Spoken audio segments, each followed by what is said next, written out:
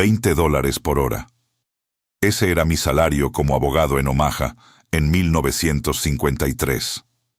Sin herencia, sin padre rico, sin acceso privilegiado a Wall Street. 70 años después, cuando morí en noviembre de 2023, mi patrimonio era de $2.600 millones.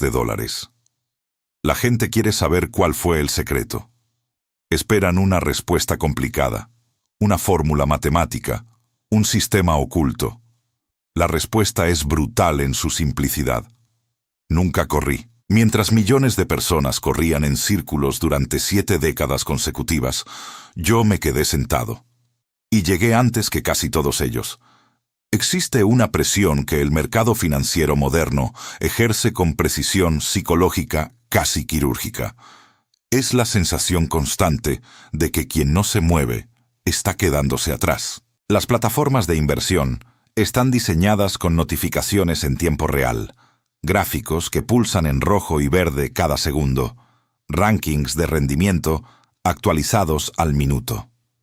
Los medios financieros producen análisis sobre lo que el mercado hizo hoy, lo que hará mañana, qué sectores están calientes ahora mismo. Toda esa arquitectura comunica un mensaje único y consistente. Velocidad es ventaja.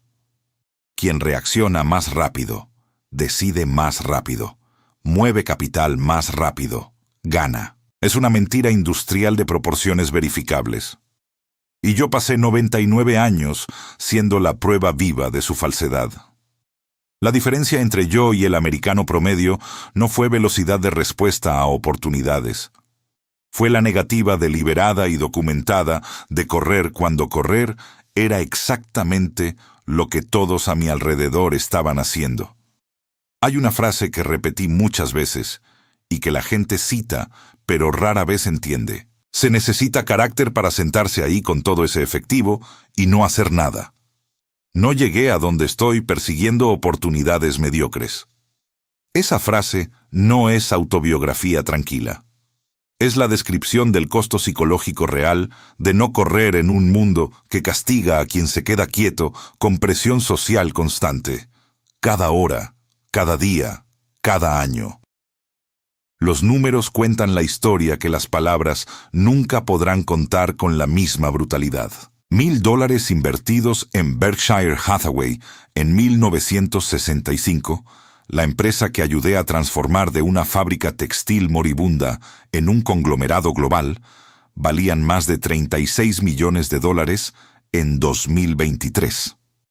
Los mismos $1,000 en el índice Standard & Poor's 500 valían $235,000. La diferencia entre 36 millones y 235,000 es de aproximadamente 153 veces. La diferencia no es de inteligencia. No es de acceso. Es de negativa sistemática a correr durante 58 años consecutivos. En cada ciclo de pánico, en cada burbuja de euforia, en cada crisis que exigió velocidad y recibió de mí silencio calculado. Quiero que pienses en algo incómodo antes de continuar. Si la velocidad fuera la ventaja que el mercado vende, los traders de alta frecuencia, que ejecutan miles de operaciones por segundo, deberían ser los más ricos del planeta. No lo son. La gente más rica que hizo dinero en mercados financieros, sin excepción notable, son inversores que mantuvieron posiciones durante décadas. Warren Buffett, yo mismo, Peter Lynch durante sus años en Magellan, Walter Schloss durante medio siglo, Philip Fisher durante 70 años. Ninguno corrió, todos esperaron, y todos llegaron antes que los corredores frenéticos que los rodeaban. En 1999, el índice Nasdaq había subido 400% en los 5 años anteriores. Amazon, Cisco, Pets.com y cientos de empresas sin ingresos eran valoradas en miles de millones de dólares basadas en narrativas de nueva economía digital. Los gestores que no estaban en tecnología eran ridiculizados públicamente. La revista Barron's publicó una portada cuestionando si Buffett había perdido el toque. por extensión, cuestionando mi racionalidad, porque yo sostenía públicamente la misma posición. No compramos tecnología, nos quedamos quietos. En marzo de 2000, el Nasdaq comenzó a colapsar. En octubre de 2002, había caído 78% desde el pico. Cisco, que llegó a valer $500.000 millones, se negociaba a $10 por acción, un nivel que tardaría más de 2 décadas en recuperar parcialmente. Yo no estaba quieto, porque no entendiera tecnología. Estaba quieto porque había un principio que nunca abandoné independientemente de la presión externa. Solo hago cosas que están dentro de mi círculo de competencia. Y dentro del círculo de competencia, la regla era aún más restrictiva. Solo actuar cuando el margen de seguridad entre el precio pagado y el valor intrínseco era suficientemente grande para absorber errores de análisis sin destruir capital. En 1999, ninguna empresa de tecnología pasaba por ese filtro. No porque yo fuera arrogante, porque las valoraciones eran matemáticamente indefendibles para cualquier horizonte de 10 años. Y cuando el filtro dice no, la respuesta es quedarse quieto. Independientemente del ruido externo, independientemente de los amigos que te llaman lento, independientemente de la prensa que te llama anticuado. La inactividad nos parece un comportamiento inteligente. Buffett dijo eso en una carta pública, y yo concordé en múltiples ocasiones, no como elogio a la pereza, como descripción de epistemología decisional. La actividad innecesaria no es neutra, tiene costo, costo de transacción, costo fiscal, costo de atención cognitiva aplicada a decisiones que no deberían tomarse, y costo de oportunidad sobre el capital que podría estar componiendo en posiciones ya establecidas de calidad superior. Cada vez que cambias una posición sólida por una oportunidad aparentemente mejor, pagas todos esos costos simultáneamente. Y todavía necesitas tener razón en la decisión nueva para superar el resultado de la posición original. Las matemáticas de cambiar de caballo durante una carrera de 40 años son devastadoras, y casi nadie las calcula. Déjame mostrarte un cálculo que la mayoría de los inversores nunca hace en su vida. Imagina que tienes $100.000 invertidos al 10% anual. En 10 años tendrás $259.000.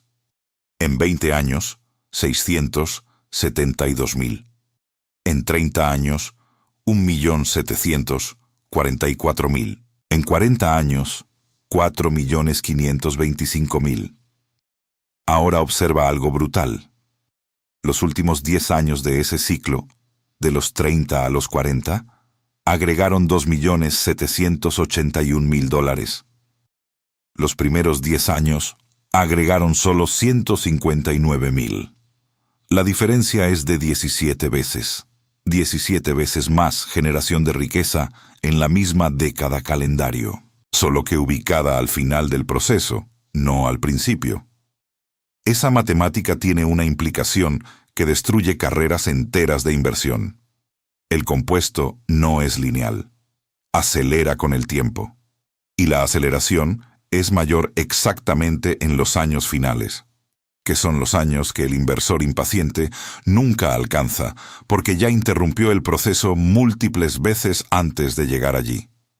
Cada interrupción reinicia el reloj en un punto inferior. Y cuando reinicias el reloj a los 30 años, sacrificas no 10 años de crecimiento, sacrificas los 10 años más explosivos del ciclo entero. Es como vender tu boleto de lotería el día antes del sorteo porque alguien te ofreció $5 por él. La gente lo hace constantemente con sus inversiones y luego se pregunta ¿por qué nunca se hizo rica? La primera regla del compuesto es nunca interrumpirlo innecesariamente. La palabra crítica es innecesariamente. Hay interrupciones justificadas. Cuando la tesis de inversión es genuinamente invalidada por deterioro real de la ventaja competitiva del negocio. Pero esas situaciones son raras. La mayoría de las interrupciones que los inversores hacen son justificadas por ruido temporal. Caída de precio sin deterioro de negocio. Titular de crisis sin consecuencia estructural. Narrativa de oportunidad mejor sin análisis suficiente para sustentar convicción real. Cada una de esas interrupciones innecesarias reinicia el compuesto en un punto inferior, y el costo se acumula silenciosamente durante décadas hasta convertirse en la diferencia entre 4.500.000 y 259.000 sobre el mismo capital inicial. 17 veces menos riqueza por el crimen de no saber quedarse quieto. En 1988, Warren me convenció de que compráramos Coca-Cola. Pagamos $1.300 millones por nuestra posición. Los analistas dijeron que estábamos pagando demasiado, que la empresa estaba madura, sin crecimiento, que había mejores oportunidades en otros sectores. Nos quedamos con la posición. En 2023, 35 años después, esa posición generaba más de $700 millones anuales en dividendos sobre el costo original de $1.300 millones. Eso representa un retorno del 53% al año sobre el costo original, pagado año tras año, perpetuamente. Hemos recuperado nuestra inversión inicial 5 veces solo en dividendos. Y todavía tenemos las acciones. Lo que valen hoy es ganancia adicional sobre todos esos dividendos ya cobrados.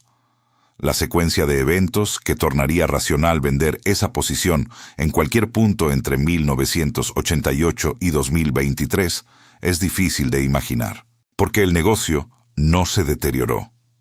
La ventaja competitiva no se erosionó, y el flujo de dividendos creció consistentemente.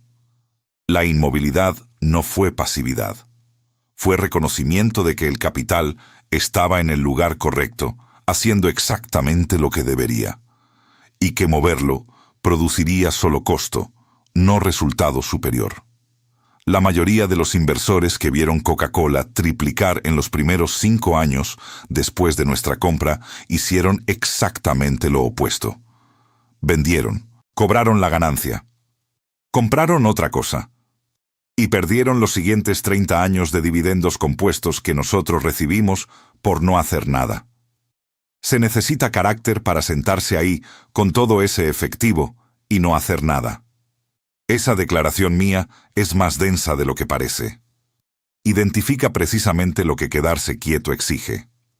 No inteligencia, no acceso a información privilegiada, no modelo matemático sofisticado.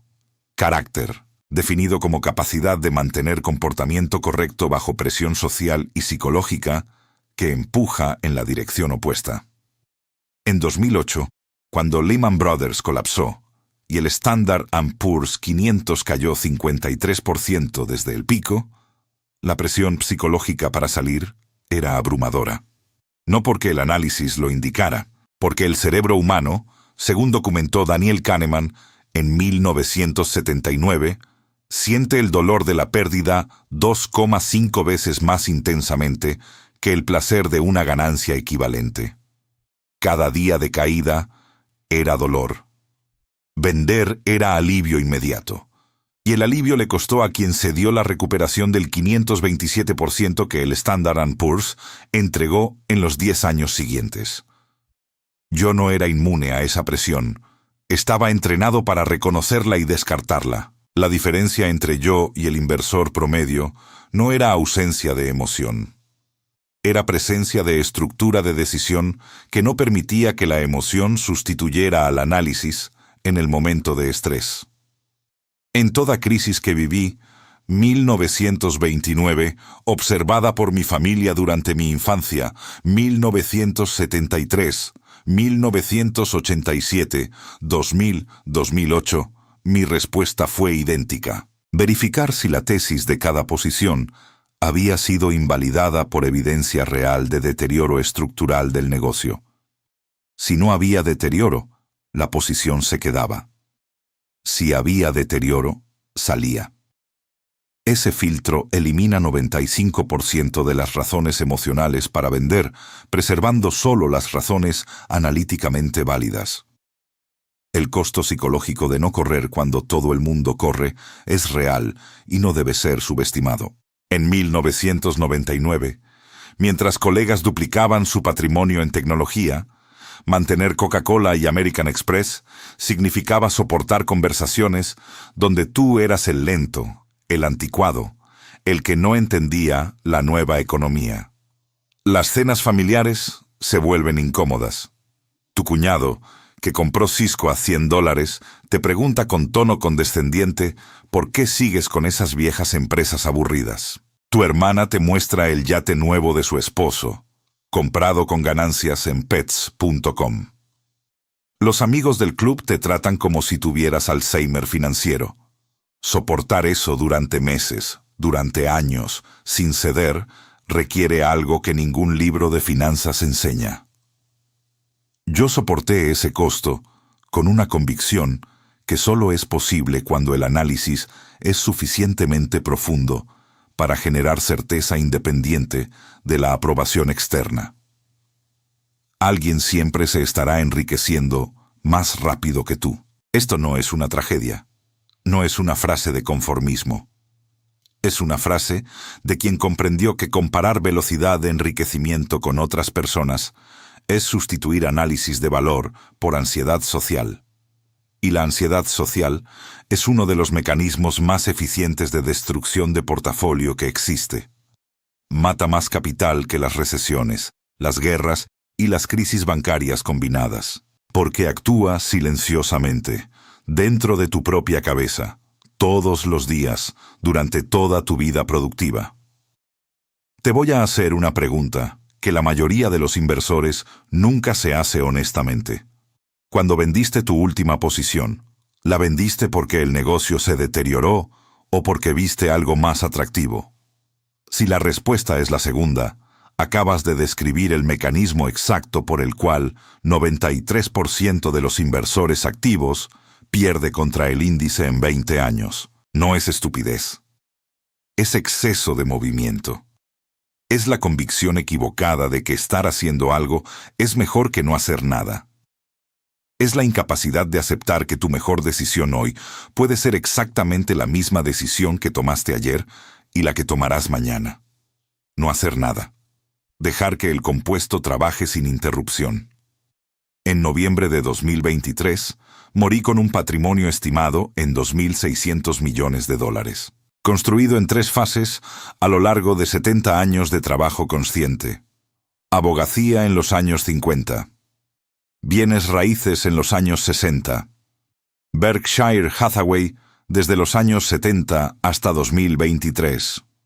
Ninguna fase involucró velocidad excepcional. Ninguna involucró timing perfecto de mercado. Ninguna involucró producto financiero sofisticado, apalancamiento imprudente o apuesta especulativa que dependiera de acertar una ventana estrecha de oportunidad. Cada fase fue construida sobre capital acumulado en la fase anterior, con criterios de calidad que eliminaban la mayoría de las oportunidades disponibles, y con disciplina de mantener lo que pasaba por los criterios durante el tiempo suficiente para que el compuesto hiciera su trabajo silencioso. La síntesis más precisa de mi método no está en ninguna frase mía. Está en los datos de Berkshire. Entre 1965 y 2023, en 58 años, hubo solo 15 decisiones que identifiqué como responsables de la diferencia entre el resultado extraordinario y un resultado mediano. 15 decisiones en 58 años. Es una decisión cada 3,8 años. En cada uno de los otros años, la respuesta correcta fue no hacer nada. Preservar lo que estaba funcionando. Acumular efectivo para la próxima oportunidad que pasara por los filtros. Y resistir a cada narrativa de urgencia que el mercado producía con consistencia industrial. Existe un sesgo cognitivo documentado que explica por qué los inversores prefieren actividad sobre inactividad, incluso cuando la inactividad rinde más. Se llama Sesgo de acción. El cerebro humano evolucionó para responder a amenazas inmediatas con acción inmediata. Quedarse quieto frente a un león era muerte. Correr era supervivencia. Ese instinto de evolución funciona perfectamente para amenazas físicas. Funciona terriblemente para decisiones financieras a largo plazo. Cuando vemos un mercado cayendo, el cerebro interpreta como amenaza y exige acción. La acción correcta, sin embargo, es no hacer nada, o en algunos casos, comprar más. La acción que el cerebro exige es vender. Cada vez que un inversor cede al instinto biológico, en lugar de seguir el análisis matemático, paga un precio. Y los precios se acumulan a lo largo de las décadas hasta producir la diferencia entre éxito y fracaso financiero. Una de las herramientas que utilicé toda mi vida para resistir el sesgo de acción fue lo que llamo lista de no hacer. La mayoría de los inversores tiene lista de cosas que quiere hacer. Yo tenía lista de cosas que decidía no hacer, sin importar las circunstancias. No invertir en empresas con contabilidad opaca. No invertir en empresas con apalancamiento excesivo. No invertir en empresas en industrias en declive estructural. No invertir en empresas administradas por personas en quienes no confío. No invertir en empresas que no entiendo después de leer sus informes anuales 3 veces. Esa lista negativa elimina aproximadamente 95% de las oportunidades aparentes en el mercado. El 5% restante es donde se concentra todo el potencial de retorno superior. Limitar el universo de búsqueda a través de exclusión sistemática es matemáticamente más eficiente que intentar evaluar todas las opciones disponibles. Otra herramienta crítica fue el concepto de margen de seguridad, que aprendí de Benjamin Graham en 1948 cuando leí su libro El inversor inteligente. Margen de seguridad significa pagar significativamente menos por un activo de lo que vale, para que errores en el análisis del valor no destruyan el capital. Si una empresa vale $100 por acción según mi análisis y la compro a 90, el margen de seguridad es del 10%. Si mi análisis está equivocado por 5%, todavía no pierdo dinero. Si la compro a 60, el margen es del 40%. Puedo estar equivocado por 35% y todavía no perder. La inversión con margen de seguridad amplio es matemáticamente robusta contra errores de análisis. Sin margen de seguridad, cada inversión es una apuesta sobre la precisión de tu análisis. Con margen de seguridad amplio, cada inversión es robusta incluso si tu análisis es imperfecto. El problema con el margen de seguridad es que las oportunidades con margen amplio son raras. En mercados normales, los activos de calidad cotizan cerca de su valor intrínseco. Solo en momentos de pánico extremo, como 1974 o 2008, los activos de calidad cotizan significativamente por debajo del valor intrínseco. Eso significa que un inversor que requiere margen de seguridad amplio debe esperar pacientemente durante años entre oportunidades. 1974 fue una oportunidad. 1990 fue otra menor. 2002 fue otra. 2008 fue la mayor de mi vida. 4 grandes oportunidades en 4 décadas. Eso es una oportunidad por década aproximadamente. El resto del tiempo, el comportamiento correcto es esperar. Acumular efectivo. Mantener disciplina. No ceder a la tentación de actuar solo porque hace tiempo que no actúas. En 2008, durante el peor momento de la crisis financiera, Berkshire tenía aproximadamente $44,000 millones en efectivo. Habíamos acumulado ese efectivo durante años de mercados sobrevalorados, esperando una oportunidad como esa. Cuando llegó septiembre de 2008 y Lehman Brothers colapsó, comenzamos a desplegar capital agresivamente. Goldman Sachs nos pagó 10% anual por una inversión preferente de $5,000 millones, con garantías de compra de acciones a 60% del precio prevaleciente. General Electric nos pagó términos similares por 3.000 millones. Bank of America nos pagó 6% anual perpetuo por 5.000 millones, también con garantías.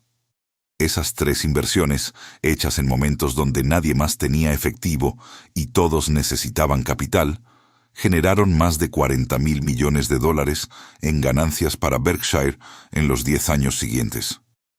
Quiero que pienses en algo. Esas inversiones de 2008, que generaron 40.000 millones de ganancias, fueron posibles solo porque habíamos pasado los 5 años anteriores no haciendo nada, acumulando efectivo, pareciendo aburridos, recibiendo críticas por no estar invirtiendo agresivamente durante el boom inmobiliario de 2004 a 2007. Si hubiéramos cedido a la presión durante esos 5 años de no hacer nada, habríamos invertido en activos sobrevalorados que se habrían depreciado durante la crisis, y no habríamos tenido el efectivo necesario para aprovechar las oportunidades extraordinarias que aparecieron cuando todos los demás estaban desesperados por liquidez.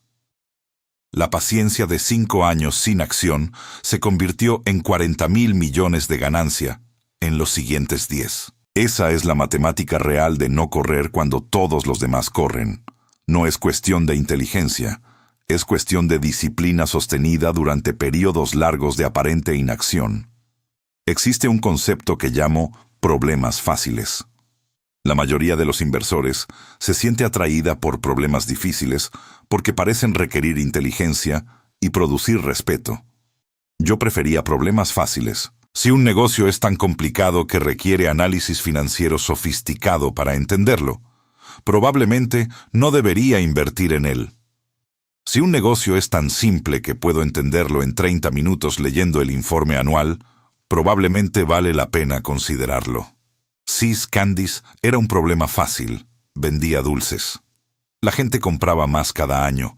Los precios subían con la inflación. Eso era todo. Coca-Cola era un problema fácil. Vendía bebidas gaseosas. La gente compraba más cada año. La marca se fortalecía con el tiempo. Imagina lo que habría sucedido si en 1992, cuando See's ya había triplicado su valor, hubiéramos vendido para comprar tecnología emergente. Habríamos cobrado tal vez 75 millones por una empresa que valía 25 millones cuando la compramos. Pareceríamos genios temporalmente, pero habríamos sacrificado los siguientes 30 años de dividendos crecientes, que totalizaron más de 1.500 millones de dólares. La diferencia entre vender en 1992 y mantener hasta 2023 es de aproximadamente 1.425 millones de dólares. 1.400 millones perdidos por el crimen de pensar que ya habíamos ganado suficiente con esa posición. Esa frase, "ya gané suficiente", ha destruido más riqueza que cualquier crisis financiera registrada. Hay una pregunta filosófica que la mayoría de los inversores nunca se hace. ¿Cuál es el propósito del dinero después de un cierto punto? Si ya tienes lo suficiente para vivir cómodamente, para educar a tus hijos, para no preocuparte por gastos médicos, ¿por qué seguir invirtiendo de manera agresiva? La respuesta correcta no es codicia.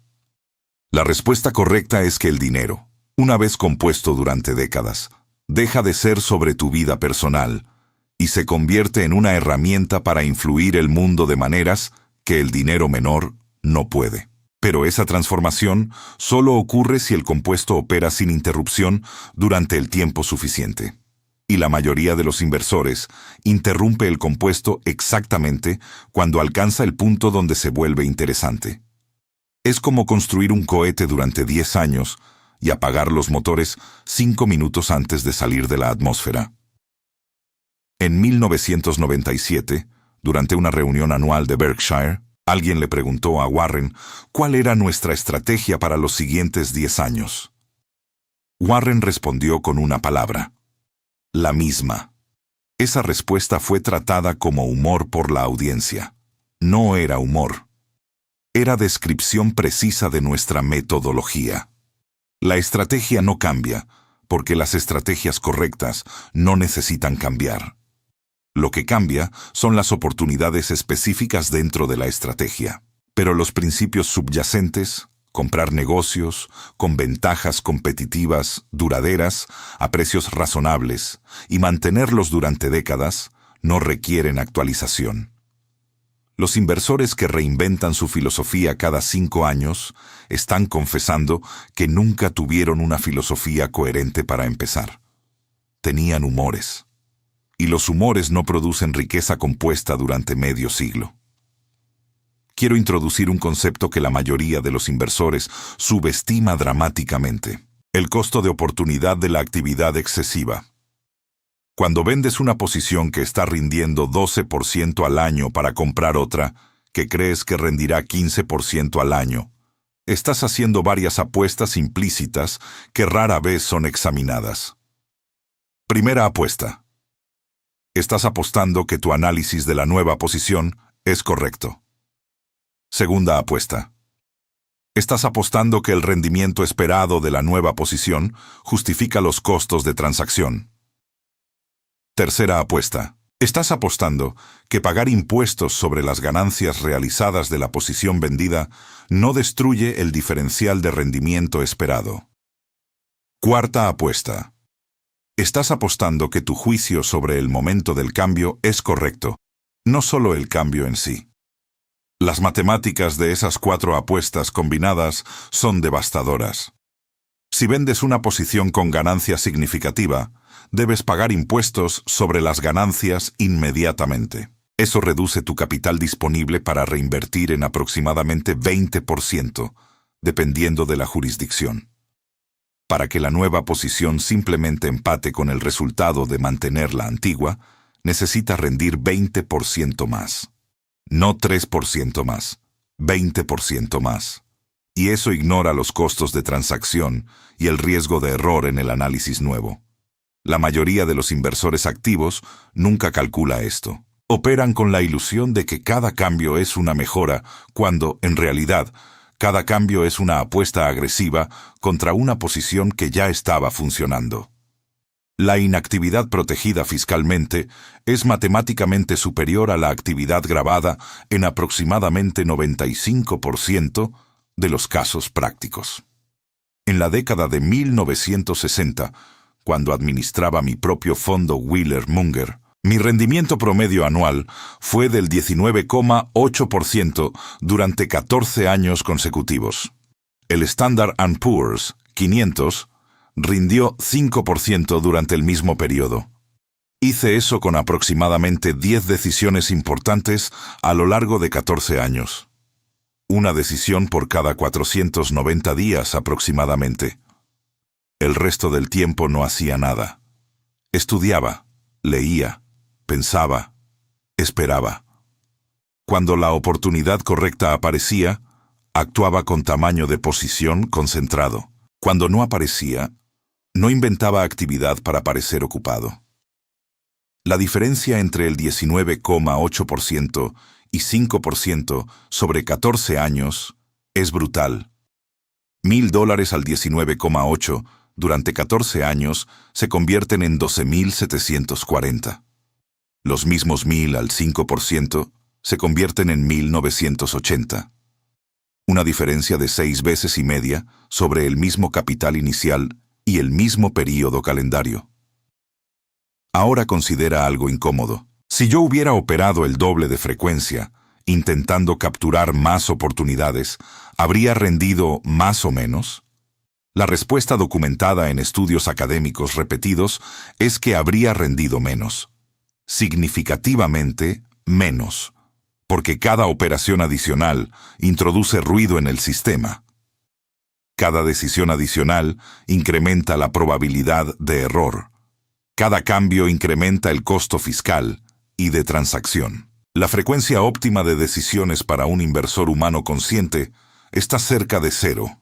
No literalmente 0, pero mucho más cerca de 0 de lo que la industria financiera sugiere. La industria sugiere actividad porque cobra por actividad. Yo sugiero inactividad porque la inactividad funciona.